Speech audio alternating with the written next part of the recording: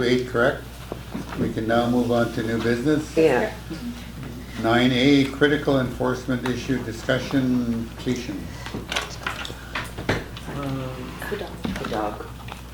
Oh yeah, there was an issue with, in the community that there's a concern about a dog that no one knows who it really belongs to, if it belongs to Bill or if it belongs to Alec, but it was concerned because it's right across the Soaring Eagle, and it was being tied up at one of our citizens' homes, and it's a pretty violent dog.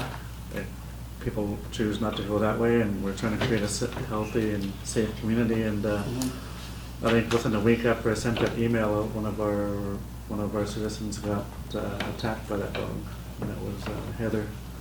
She got bit by that dog on the way to work, and just went right against the fears that I had within me about that, because I was more concerned, well, not more concerned, but particularly concerned that because the Soaring Eagle's right there, that's where youth run around, and that dog was just like, looked like it just ready to bust off its chain there. So I just wanted to flag that and see if there was something that can be done about that. Yeah. I'll move the second option, the first option, we just remove the dog. Your seconder? Trevor, discussion? Yeah, I'd like to, is there a way over time we could put this into a regulation somewhere? Because it'll never go away. Yeah. It's constantly dangerous dogs, and each time maybe they're handled differently, but I think in the end, like, I don't know where it fits. I know there's some, land stuff, but it'd be nice to get to a point where we're. But don't you have community in your portfolio? Not only dogs. Bears. Remove your pet bear. Yeah. Sorry. Cat. Yeah, and so that wasn't the only dog though, but there's a few other Yeah. dogs that are in the community that are intimidating. I think the answer is, Charlie, you hit it right on. We have to develop a enforcement policy on dogs that are, I don't know what they do in cities and regional district, what is it? Our dog bylaw is complaints driven, and we shouldn't be that. It should be active. It's called the 22. What's the difference? So we don't do anything about animals unless there's a complaint from a citizen, and then usually it's same day or day after response. Oh, so complaint driven is once you hear a complaint, then you do something. Then you do something about it. But if there's more expense, but there may be a requirement for ticketing or something like that in regards to dogs off leash. Whereas the city can act if they see something, right? They can, for the most part, in most cities nowadays don't do that because of the expense of having a professional dog person. But you can have a bylaw enforcement person just go, your dog's running free, this is the second time, I gave you a warning first time, here's a ticket for $200. You can pay it at the office. If you don't, there will be consequences. You can appeal this, blah, blah, blah, right? We need to do that, but we need to do that actively and with policy that's been communicated to the people. Because there are dogs that do get off. And I think that's what Charlie's saying, to develop that, right? Some are dangerous, but others will just muddy your muddy paws on the shirt kind of thing, right? So. Do you think maybe like a community discussion around it though? Because some of the, some of the dogs are there for the intent of keeping things to the outskirts. Yeah. So just. It's actually, some of us are intending to keep the bears away. Yes. Yeah. Yes, there's an intention to a res dog, and it's not just to look scruffy. Robert? Yeah, John. So with that in mind, there are dozens of examples of dog bylaws in First Nations, in treaty nations, and in municipalities. So it would only take a desktop study to find the one that fits right for us. So we can. Okay, I move we task that to you, John. Oh, go ahead. So there's no seconder yet, so You just said it the best. under treaty. I think I direction. totally concur with that. If it's all right, I can bring something to law and policy. Yeah, okay. Your law policies. Okay. I think Connie's still the chair, but I'm a part of it, so I can bring it. I can't. No, I didn't know your the law policy is under treatment. Yeah. Boomerang. Yeah. Hey, does that cover Charlie moving that way then? Oh, yeah, that's awesome. But I'm just curious on the motion for this particular situation was. To remove the dog, yeah. Oh, yeah, there is. I did that. There is, so there was no more discussion on it, Oh, so, okay. yeah, it is Okay. remove the dog, yeah. Oh, but now we gotta find out who does that. I actually want to talk to the SPCA and see if there's some sort of agreement we can enter into with them. I mean, it's Okay. gonna cost us, but at least they're trained and they have the equipment to do it properly. Yeah. Okay, good, thanks Kathy. There are other animal control organizations too that are private, if they're not available. Okay, we are at 9B, Sarita Run of the River. We need a decision. I think Trevor, you've been indicated for the last couple meetings, we need a decision here. The floor is yours.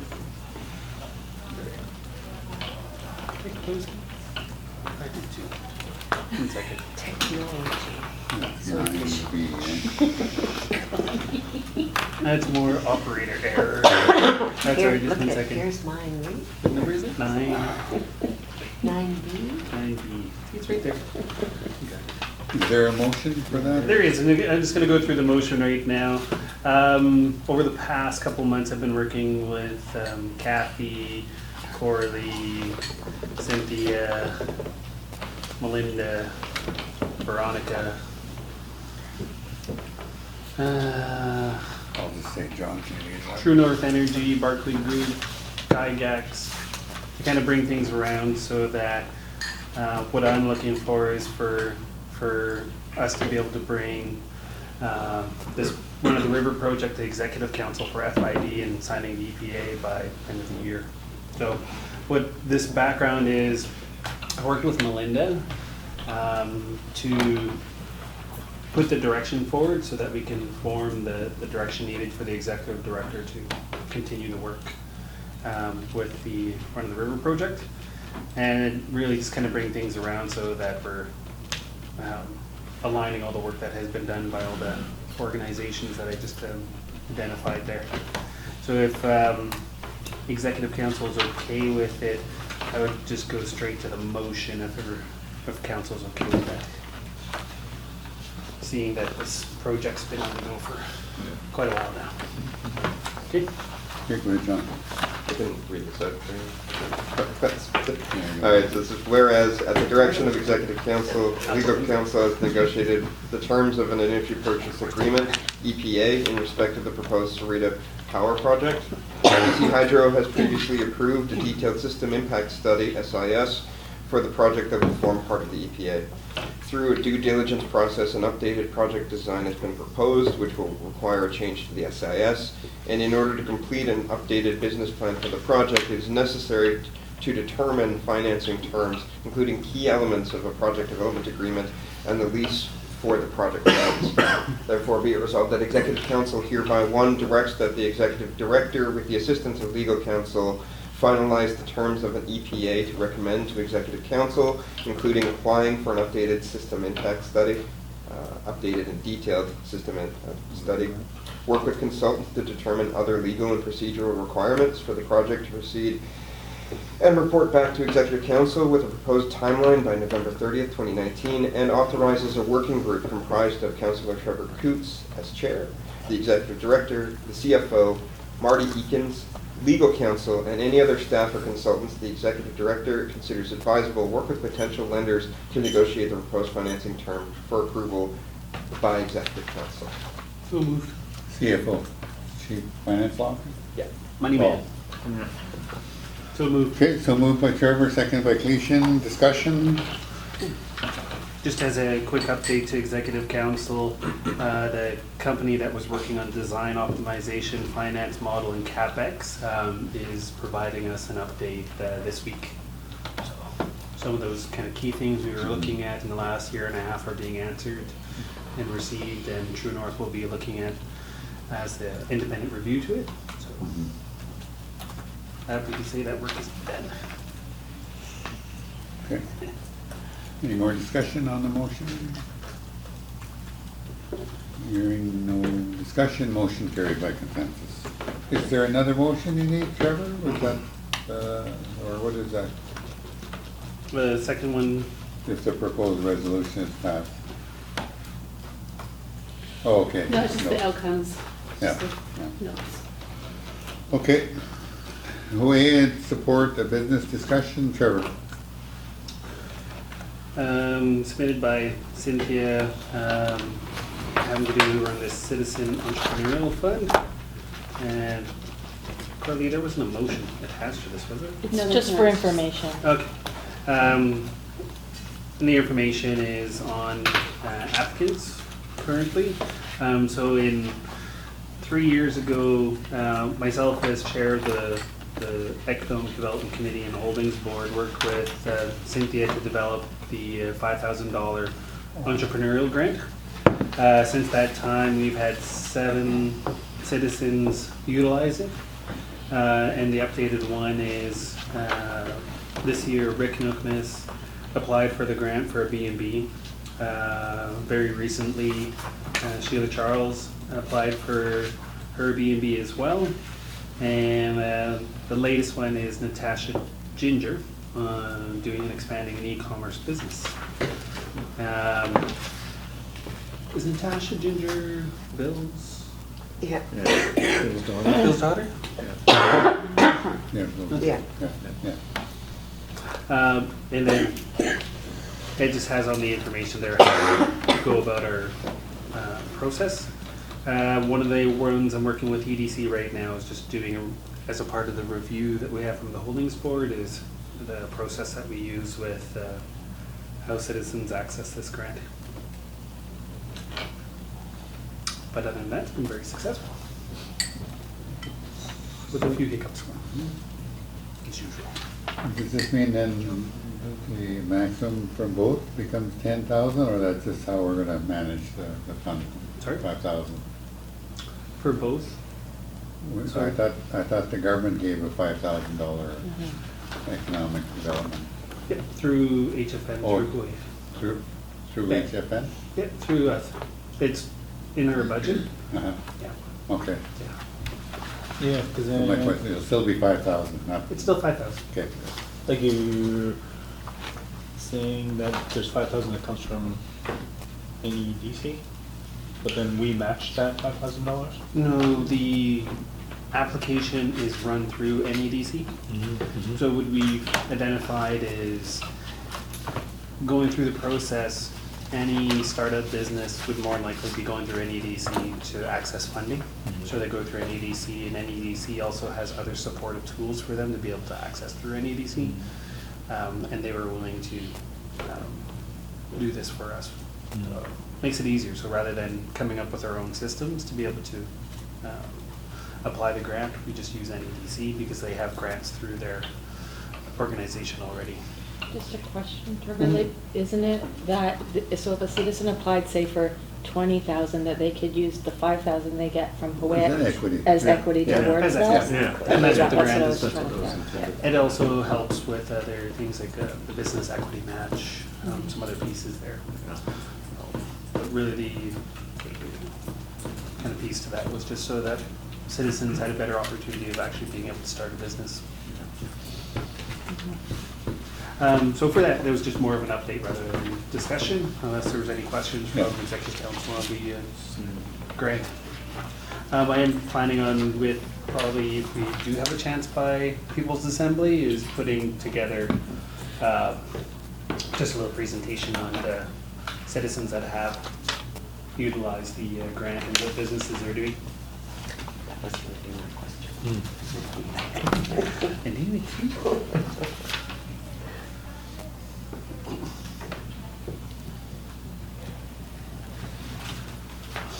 Okay, Okay. move on then. Mhm. Okay, next item on the agenda, D, cultural events proposal, discussion, Edward John. It's basically there's 4 events. I received from Vin Chai and did some brainstorming with Kathy Wendell. And Basically, there are Ojai Days, the Kukwana, and Canoe Journeys, and annual spiritual camp. So then there's a few that need to go to seek guidance from Hawaii. So like the Kukwana and annual spiritual camp. So then basically we're looking for recommendations to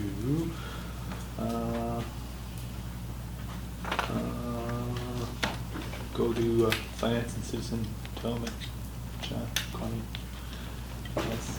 So then I know there's a Hotway meeting coming up at the end of the month, so then we're hoping to be on the agenda. So then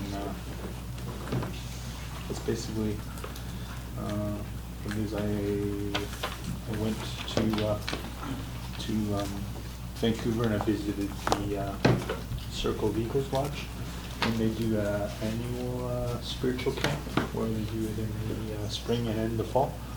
And the neat thing about that is that it all stems from a conversation having with Marge. And Marge talked about this canoe that they carved at the Circle of Eagles Lodge, and the log came from our territory about 15, 16 years ago. So then I wanted to go and just sort of get a grasp on what they do. And it's a men's retreat. The Circle of Eagles Lodge is for men that are just getting out of jail or prison and getting their feet back on the ground. And they gave us a bunch of information on how they handle their sort of spiritual camp. And then talking with Charlie, and just because then it was like the Warriors program and the cabin that they built out at Midnight Lake, and just thinking of, like, I was like, man, that'd be great if the Warriors program started up, and then we'd be able to like build a cabin, utilize it, and connect like the spiritual camp with like the Warriors, and just have something that's where it's multi-purpose space where we could all go to heal or bring our young ones connected to the land. And then, so then knowing that they have a canoe over there, and knowing that we're having canoe journeys coming up, and we want to have our citizens in the canoe journeys, and being able to utilize the canoe. I didn't know what it was going to look like. I was introduced to an elder. His name is Bobby Baker, and he takes care of the canoe. So then we went for breakfast together or at Mosquito Creek, where they keep the canoe, and it's right there at the dock, and it's busy. There's boats everywhere. There's barges going by, and then basically he says, "So why are you here?" I was like, "Well," I said, "We I'm from Ohio. The canoe came from our territory, and basically we have citizens that want to engage in canoe journeys, and that we would like to practice. And right now it's just all sort of brainstorming. And then basically he says, all right, yeah, bring your canoe over, park it beside ours, and train away. So whenever spring rolls around, and after this gets reviewed, so we're just looking for recommendations on hopefully going to finance and citizen development. And, Just a couple updates. So Finance Committee did talk about it, and they recommended basically that we look for budget allocation next fiscal year. However, since then I've also talked with Robert, and he said, why don't we use the social services funding? And so we might be able to do that. I need to really look at the budget and see if we can reallocate some of the funding over to at least maybe start a couple of these, and then put it into the budget for next year to do more full program. If I could just, when you look at the whys, those words are actually taken out of the social service report. And that's why I put it there, that there was already an existing funding source that we could utilize the funds, because that's exactly when you look at the the report, those words are from the report. And the only thing I want to add is that I think the wait days amount is kind of high from my view, but it all depends on what we decide we want to do. I don't think it needs to be that big. We'll let it grow. In terms of the Klukwana, myself, I've participated in probably 5 Koweït Klukwana ceremonies, and at any given time, it's never costed the nation anything. The only thing that we may incur is that if we agree to cover the cost of a child in care or something. So that was kind of what I was thinking. I didn't look at it as that we would cover all the costs related to that. All of the Klukwana events, it's a community event. We all get together, you know, we all agree we're gonna have a dinner after, and we're all gonna participate. So I thought that one was kind of high. The canoe journeys, I'm okay with that amount. I believe that we could easily, as a group, match the fundraising for that. And one of the ways that I propose that we fundraise, and I was hoping Sherry would be around, I've already got 3 tickets for Canuck games that we can raffle off as a means of fundraising. And I think if we do that in an organized way, I believe we can easily, raise $5,000 to $10,000 from the sale of those tickets if handled and done right. And in terms of the annual spiritual camp, I just thought of it as that there would be a time that few people get together. And actually this idea arose from 2 of our female citizens, that they said they would like to have a spiritual bath in one of our rivers. And they asked Sarah to help her. And I just thought it's something that we could do. I don't see it costing that amount. I don't think we need financial resources to do that. It's something that Sarah said, oh yeah, I'd gladly help there. But I just wanted to share that maybe other women may want to do the same thing, because there's some other issues there, and it may not only be women, but we just said women at this time because it was 2 women that approached Sarah for her to help them with some kind of spirituality. So I put Ushibs down there, and if we do that, we can, and it won't cost that. So basically, the only thing that really costs any money is that the Hoyt days and the canoe journeys. And I'll say that when you see the why, there are things that it comes from the social service project report, so meaning that money is being provided for those things. So why don't we take advantage of the social service project? John? I think that's a good approach. I would just kind of bring up some of the boring stuff about staff time and liability, which is why I think there is budgets that are being put forward.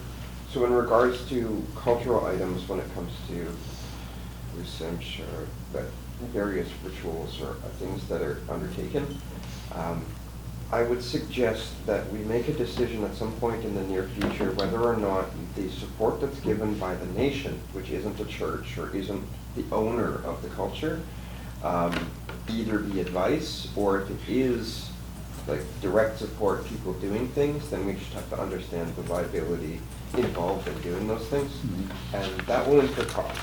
So practicing culture can be free or on the dime of the person practicing the culture, but the advice could be provided, but potentially not the quote-unquote heavy lifting or ladder work, so to speak. Those are the types of differences that I would want us to think about, just from the perspective of the government. I'm not against spending resources on those things, especially if elders are unable to or that sort of thing, but we just can't forget all that. Mm-hmm. Boring stuff. Yeah. Robert? Yeah. And Tony? I was just wondering, with talking about the budget items, where are we at with this fiscal in regards to the monies that would come from the finance fiscal agreement? Is there anything that comes within this fiscal? It needs to be governance. It's retro back to April 1st. And it's governance, right? Yeah. But I'm wondering though, it's coming this year though, right? Yeah. Okay. So moving on from that point is we're also asking money from the group of businesses. Yeah. So that was considered before we were getting that money. Because we weren't gonna consider anything unless we actually had it. We actually have it now. So why not use those additional funds that would be coming from the businesses to assist with that, to be able to help with things that could be needed for these 4 events. I think that like what you're saying, Trevor. Just saying why the OHA days numbers are so high. And then it was based on like when we said 200 to 300 people. So then we're just going off of People's Assembly. People's Assembly and just taking off numbers that didn't really apply to, because it was basically just going to be like a People's Assembly, but just minus all the business. So they're just gathering, celebrating, and it was like a 2-day thing. But you know, with more discussion, we could come up with more of a set idea of whether it's just a 1-day thing, or you know, eventually down the road it could be a 2-day thing, or maybe a long weekend thing. Or, you know. And the cost associated with the camps was that, assuming if we're sending people out on the territory for 3 or 4 days to reconnect with the land and their culture and their spirit, that they probably won't have all the equipment, so we would need to buy that equipment up front, and so that they could borrow it and go and do what they need to do.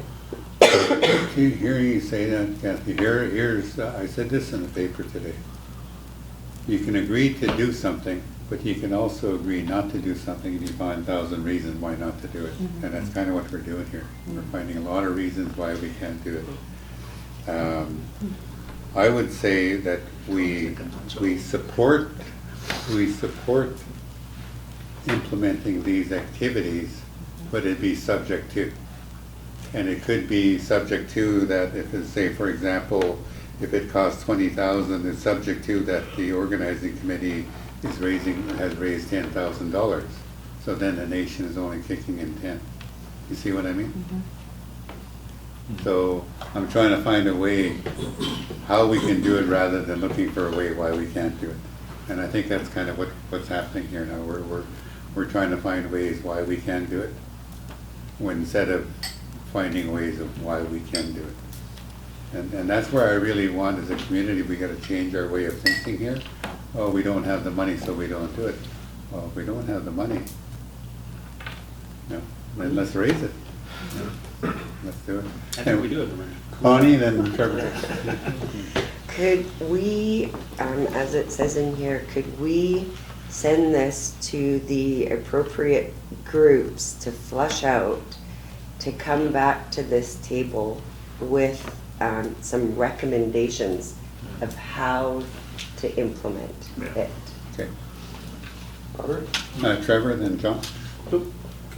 I'd make a suggestion. I'm doing this with a group of businesses too right now. So I know it's more the idea of things we're wanting to do on more of our ancient spirit side. But I would highly recommend approaching an event coordinating company in Vancouver just to bounce some ideas off in regards to, we want to do these 4 events. Logistically, how much would you think we need to consider, and then how much? Because you just want to be able to do it, and it kind of just like Robert said, I don't want us to figure out ways of not being able to do it, but I think what I'm saying is if we have the FFA money, that money we're asking from the businesses, we do have the money.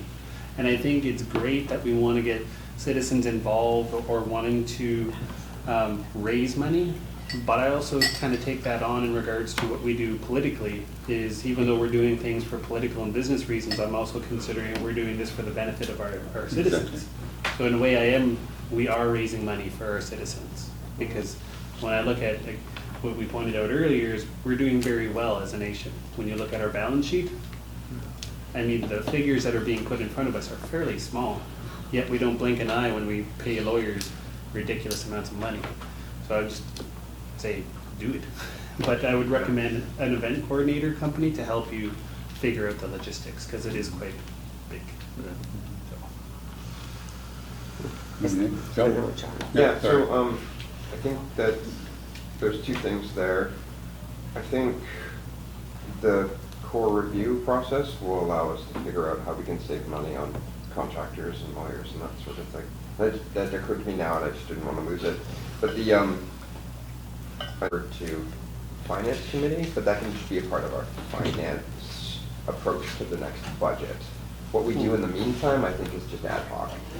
If we're going to do anything like before the next budget. So that kind of fits with, we can find the money in different places, but that sounds like an administrative response to what doing it properly would look like. Yeah. So, that's my suggestion, and unless anybody wants to add to it, I was just gonna move that we do it that way. Refer the item to the hot wheel and then the SMT. You wanna make, you're making the motion then? Well, I don't wanna, I might be forgetting something that Connie's next, so. No, I think Derek. Okay, Oh, Derek, okay. maybe Derek will get this. No, I like the, certainly support that, all points here and the concept of where we want to be, and there's an opportunity for us to, like Connie's saying, you know, to kind of channel it into areas where we can get some direction, and especially around the Hawaiian days is something that's not new, right? It's something that's been a concept for us, amongst us for a while now. So there's a lot of ideas around that and how it should be carried out through our Hotway. And so to take that piece to our Hotway meeting that's on the 25th, Rachel, is it? 30th? So we have one coming up really quickly here, where I'd like to have our mindset wrapped around that in terms of, you know, how we align it, you know, have a real focused discussion on how we can align it with what we're trying to achieve here in terms of, you know, our strategic plan and our social services project, and, you know, the recognition of culture and language and the efforts that we're putting to it, and, you know, 85% of our people live away from our homeland, that everywhere we go they cry out for culture and language, culture in general. And so keeping that in mind, you know, we need to make sure that we're doing the right thing that's going to benefit everybody, and not just, you know, Vancouver and Anakla and Nanaimo. So, you know, those are the kind of things that are going off in my mind right now in terms of, yeah, well, that's something that we want to do, and I agree with doing it, and maybe it's a stepped approach, like what I think those are the words that you used, Robert, is, you know, it doesn't have to be a full-on, you know, huge thing that we're going to expect 500 Hawaiians there, but to start off and like, because I'd like it to get to a point where we have in 5 years from now, we'll like to see this amount, the number be there. Year 1, this is what we want to achieve. Year 2, this is what we want to do. Year 3, working along the lines with, you know, the cultural, well, language in general, those efforts, right? So, because I can see language being a huge part of, you know, our Hawaiian days and our culture in general. So I want to make those comments around the Hawaiian days and around the canoe journeys. I know we have our own Klikliha out in Anakla. I think that's where it should stay, on the homelands in their own territory, and I would only like to see it travel on water, right, to be used for that purpose only, and housed in Hawaii territory. And so the efforts of getting our citizens in a canoe elsewhere, I see that as an opportunity for us as Hawaii to reach out to our brother and sister tribes, to build relationships that way, and because there's a lot of nations out there that we can work with and build relationships with, and strengthen our cultural ties with, and create new cultural ties with nations, and do a reach out to ask if we can work with them and use their canoes. So I wanted to make that point about the canoe journey, because I heard it mentioned being they can house our canoe there, and my automatic thought was, why don't we build a relationship with them and do that kind of exchange and build relationships with nations that are over there on the mainland, and ask them to get in their canoes just to get familiar with being on the water and being in a canoe. True. Okay, so seeing this, there's a motion for it just to follow or suggestion to follow the process, which I agree. And I'll add one thing for the group, the committees, that where it says Hooayt form a committee of Hooayt staff and volunteers, that it should be Hooayt form a committee of Hooayt volunteers to plan an annual Hooayt Day. And all I'm saying is that staff, if they want, can volunteer to participate. Yeah. I think this is our time, we're part of it. If you're an employee, you're a public official, and if you want to volunteer to work and organize and plan, come on. And I really want to urge that, because I think it's important that we all be volunteers in a function like this. Because that's what I see is the strength of the Macaw Days, volunteers. Yeah. Question on the motion? So is the motion for it to go to, Suggestion. Suggestion to go to all the appropriate Yeah, bodies. so there's a recommendation here already. Yeah.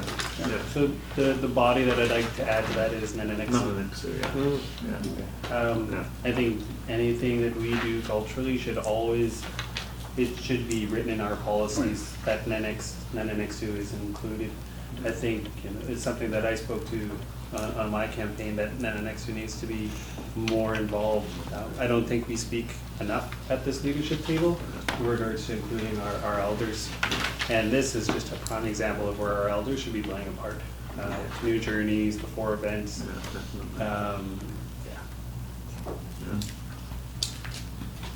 Yeah, I like that. I think that should be where it goes first. Yeah. Yeah.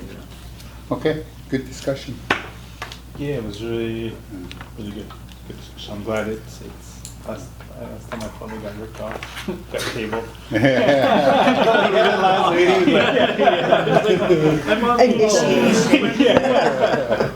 But I hear what you're saying, and this is all part of the discussion, and I wouldn't want to bring the play out over there. It's been over there once, and it's just way too big.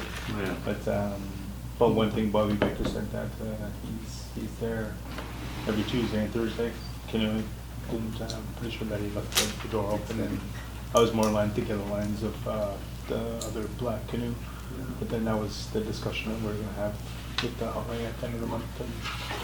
But in regards to Macaw Days, it was something else. There was some real spirit there in connecting with their event. Nations from all over engaged in canoe races, and they have a sort of a queen and a warrior pageant that happens all year round. So then to go into this warrior queen or princess pageant, there's the things you have to do throughout the year, engaging in culture and language and presenting yourself in a good way and fundraising. And then, but there was some real pride there. There was some very wonderful crowns that are made out of like beaded material, and you could tell that when they came up to dance, they just kept coming and coming and coming. There was like probably over 100 dancers, and you could see some of the old crowns from like '96 and '80s, but yeah, there was some real awesome. 1996. Yeah. Old. Yeah. I'm just saying that because I'm referencing it. That's when I graduated. But And then we went to the museum. yeah, and their museum from Ozette, is that right? From Ozette is just phenomenal. It's just an old ancient village that was just covered by a mudslide, and everything was preserved. And when you go to the museum, you sort of get a taste of the BC Royal Museum. It's almost similar, but it's a little different. And it was something else. And I think something along those lines, somewhere in a safe place. I would sit on his own, honestly. But for our charters to come back, I think. But they're knowing, because speaking with the chairperson that helps organize it, knowing that she's been there for over 20 years helping organize macaw days, and it's their like 96th year or so, I believe. And they're selling 20 years from when they did their last whale hunt as well. But it's well over 90 years that they've been doing macaw days. So then, knowing that they started off small, and knowing obviously we'll start off small, and there might be Ohio Day, but transitioning into Ohio days, and knowing that what they did. Uncle Benson told me a story about macaw days, but it started out not a story about macaw days. I was just asking if they had any relations in macaw. So then he told me that there was Ernest Jack, Paul Jack, and Uncle Ben fishing, and they were way off the Swift Shore, and the westerly picked up, and they were just bucking the wind and the waves, and there was no way they were going to make it back home. So then Paul said, let's go into macaw. So then they went into macaw, and they were there for like a week. There was a storm that was happening, so I suppose it was a storm. We might have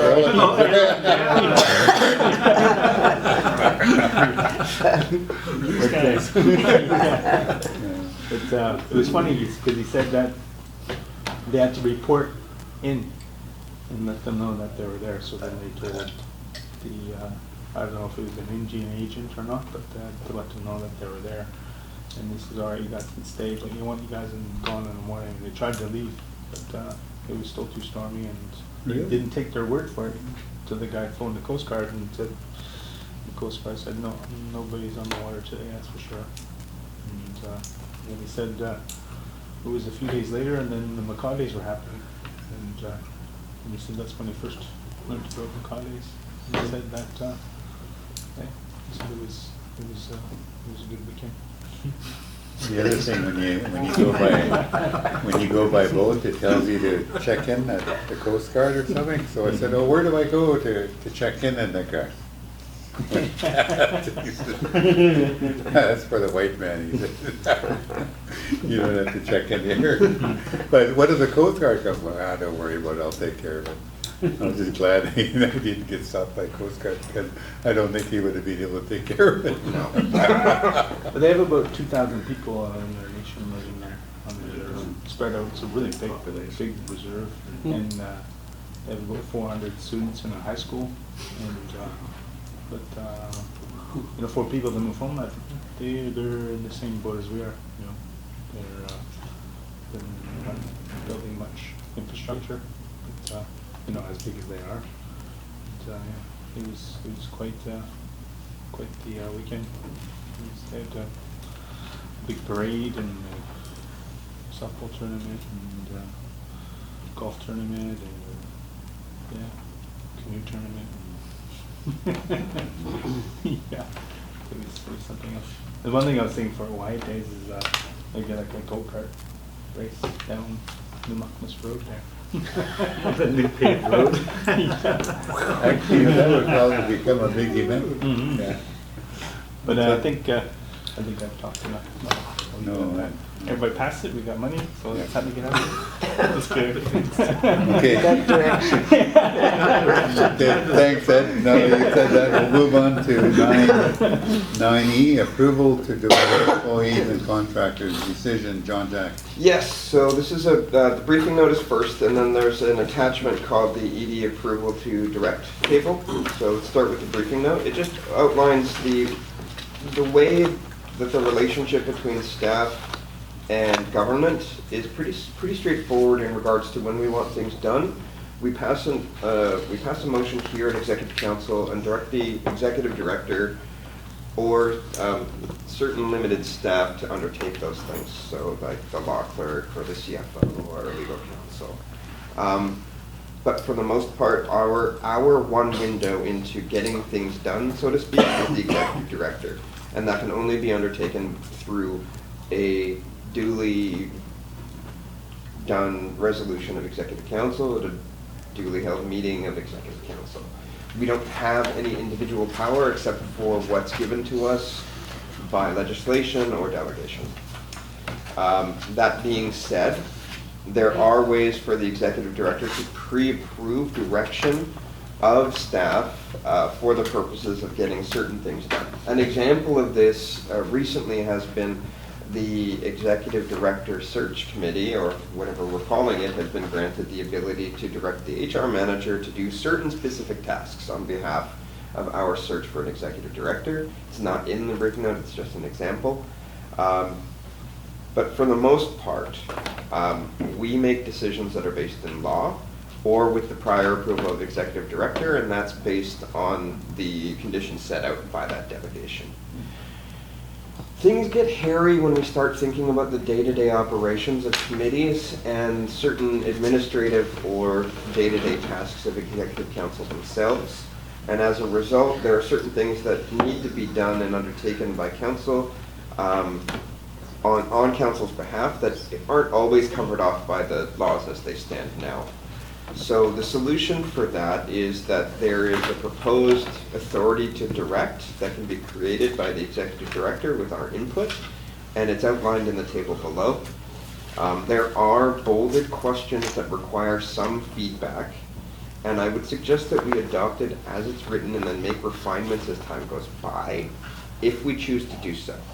I think the only other item here will have to be just ensuring that if you look at your committees, are these the people that you expect to be on those committees?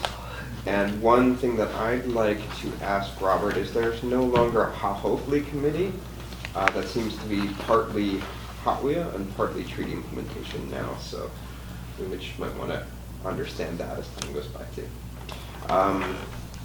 Yeah, so the idea here is that we're just confirming the direction of certain staff. Not all staff. We're not giving individual members of council the authority to direct Heather, or you're just there, Heather, or other people. We're actually just confirming how we can do it, and if there are gaps, this ED authority to direct table will ostensibly fill those gaps for 99% of the things we need.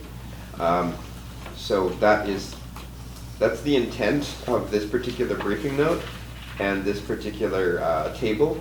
It wasn't meant to create any trepidation in the hearts and minds of staff. We're not looking to take over, and we expect the acting executive director or the future executive director to really hold the line on that one unless we change the laws, which we're not planning on doing, so this is probably the best way to go about doing it. So I don't think we need any actual motions to move this forward, but this is an opportunity for us to provide feedback on whether or not we have the appropriate individuals or positions listed off as support for your committee or that sort of thing. And that's it. Just on that, John, I've actually come across situations where I've had a discussion with a staff member. Only discussion. And lo and behold, I come into another meeting and it said, oh, I've talked to Robert and he agreed that I can proceed. And I'm thinking, no. There was a discussion about that, but this does go both ways. You know, and I know darn well I never gave any direction. But the way the report came out sounded like Robert and I agreed. No, there was no agreement. And I'll assure you that I do my best to always say never give direction, and if it does sound like direction, I'll reaffirm that it's not direction, that we're allowed to have discussion. And I think that's probably what's happened between staff and executive council. You know, maybe discussion has been taken as direction. And it should never be, and same vice versa, I should never consider that, you know, you're asking me something and you need my decision. You know, that we're, you know, our process enables us to have a discussion. Let's have a discussion, but let's stick to the law in terms of sticking to the processes. And, you know, and I think when we do that, we'll be a happy family. Yeah. Okay. So, yeah. Okay, Sean and Felicia. So this, you're a very good point in regards to this. This protects council as much as it protects the staff. Because there will be instances upon which one will play someone off someone else, right? And so with that in mind, this makes it clear that when we have discussions about things, we're only ever giving advice, unless it's like, in the future, we need a truck arranged for going to an aqua or something like that. That would be covered off under supporting committee or supporting council, although they're already on top of that. I just can't think of anything else. With that in mind, I do personally have opinions on things, and I'm pretty free with them, but I just tend to CC the director and the executive director, or acting in this case, when I do have opinions, but I don't ever expect people to action on them. It's just like, I'm gonna do that when I have an opinion, but it should never be taken as direction. Yeah. You don't know who you can give direction to is ED. Yeah, through us. Yeah. To us, yeah. Okay. So that's good to know then. And I share with what you're talking about there. So I found myself in that kind of position, a number of times too, where I have to kind of reset myself and start to use language like recommend or suggest. And while I'm having those discussions, because I feel when I get to that position, I'm like, oh, well, wait a minute. But on the flip side too, because of my position as the name I carry for our nation, I've been same situation where I feel that because I hold that name, where they go, well, we'll just pump that up to Ty and get him to help me out with my job and do this, for example, right? Anything to do with natural resources and stuff. And so I've had that, many times happen to me where I'm like, wait a minute, like, I feel like I'm in a position where you're trying to pass your job off to me to make that, and then lean on my position for that, right? And it's framed up in the way of, like, I have some questions for you, and what do I do about this? And, well, you have all the regulations underneath you to deal with that, and why do you need my position here to help influence yours? So it goes both ways, right? And so from the position I hold in a traditional sense, that's good to know that what we're doing here is going to kind of put guidelines to that, right? But make us more aware too of that goes on, right? So that's Robert? Okay, oh, sorry, go ahead. Just on the document with titled Summary of Proposed ED Authority to Direct. One, just in considering with the external communications with the province and the feds, just kind of want to clarify, because I have constant conversations with Elizabeth and Chris So we would add them to this. yeah. It covers contractors as well. Okay. So just kind of being clear on that, because I am preparing for meetings, so I am directing. That's in regards to my portfolio.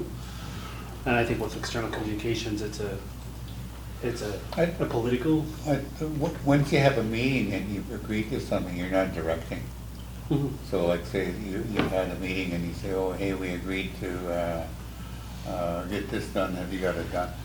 Can you get it done? That's not directing, that's agreement out of a meeting to do something. So that's where people have to really be careful what they're saying when they're directing. Directing is if I came up to Paul and said, do this. And it didn't arise from any meeting, any legal entity that I had a right to do that, then that would be given direction. But if we had gone to a finance committee meeting and we agreed to do something, and I'm the chair, so Paul, can you make sure this gets done for the next meeting? That's not giving direction, that's just carrying out the action of the meeting. That's extremely confusing. Yeah. Well, yeah, it is for those that want to make an issue out of it, giving direction.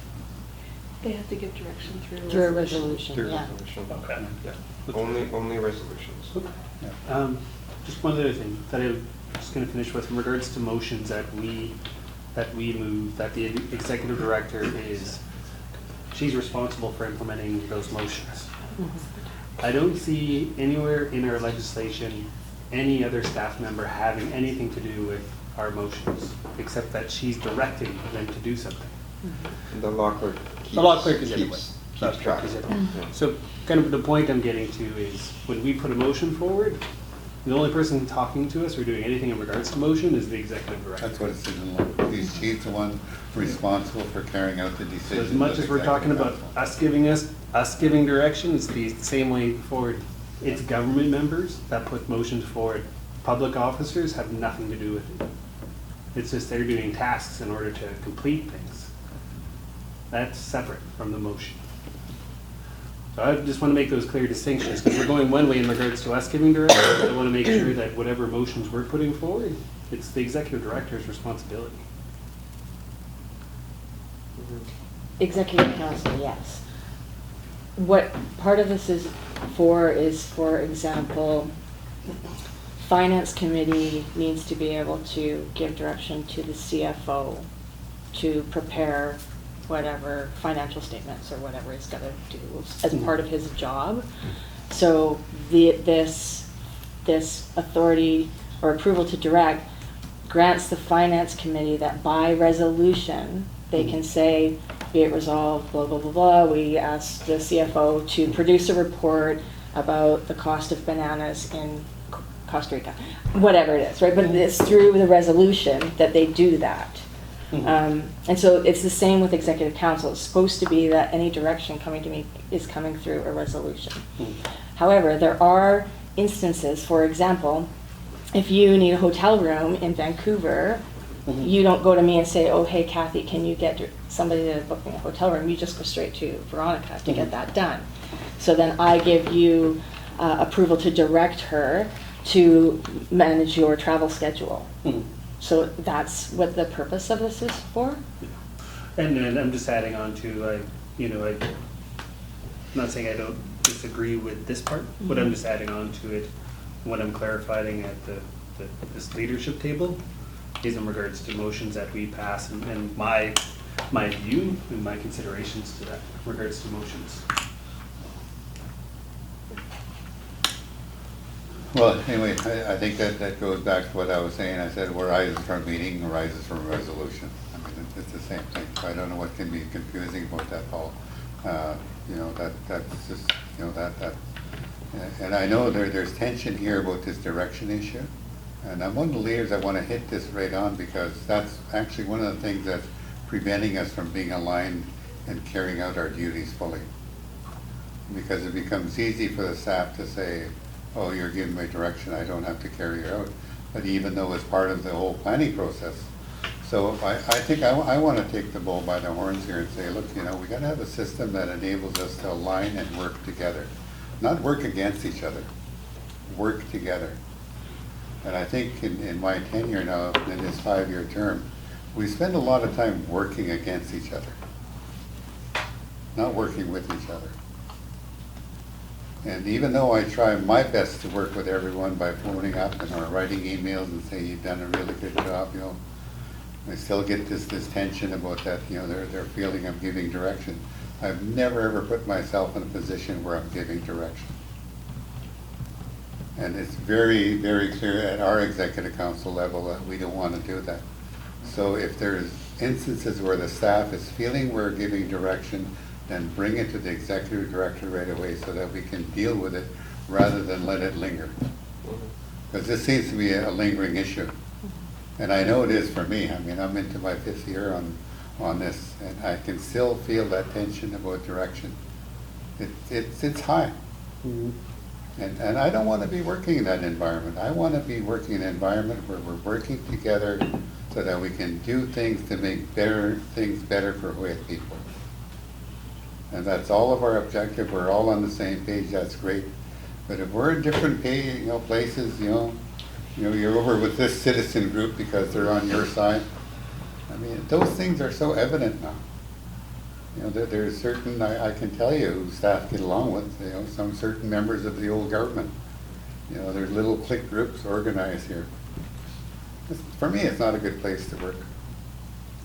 I want us all to be one group. We're working for the betterment of Hawaii people. That's one of my constant and most frequent speeches. And we better get aligned to work together. That's the bottom line. And and I think that's why I got elected chief counselor. People want to see us working together to make things better for Hawaii people. So I'll leave it at that. Yeah, so on that, I think the best way to go about it is, if there's a lack of clarity on what the next step is, then you bump the decision back to the group that made the decision.